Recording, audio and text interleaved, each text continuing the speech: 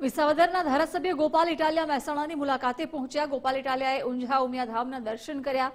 કહ્યું કે મહેસાણા રાજકીય લેબોરેટરી બનાવી છે, અમારું પણ પરીક્ષણ થાય એવી આશા છે।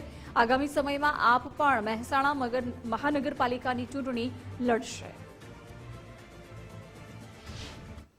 ચૂંટણી જીત્યા પછી પ્રથમ વખત ઉત્તર ગુજરાતમાં, પ્રથમ વખત મહેસાણામાં, પ્રથમ વખત માતાજીના દર્શને આવું છું। આ અગાઉ વર્ષો પહેલા પાટીદાર આંદોલનમાં હતો ત્યારે અમે દર્શને આવેલા।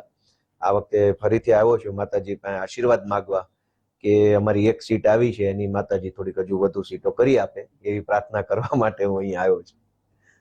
શું કહેશો મહેસાણાને લઈને, શું કહેશો આગામી દિવસોમાં?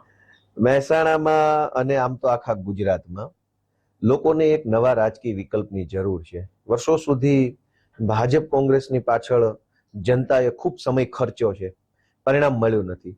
જનતા દરેક મુદ્દે પીડિત છે, દરેક મુદ્દે જનતાનું શોષણ થઈ રહ્યું છે, જનતામાં અસંતોષ છે, એટલે વિસાવદરમાંથી જે એક નવા વિકલ્પની શરૂઆત થઈ છે, ક્રાંતિની શરૂઆત થઈ છે, એની જરૂર મહેસાણામાં, ઉત્તર ગુજરાતમાં પણ છે।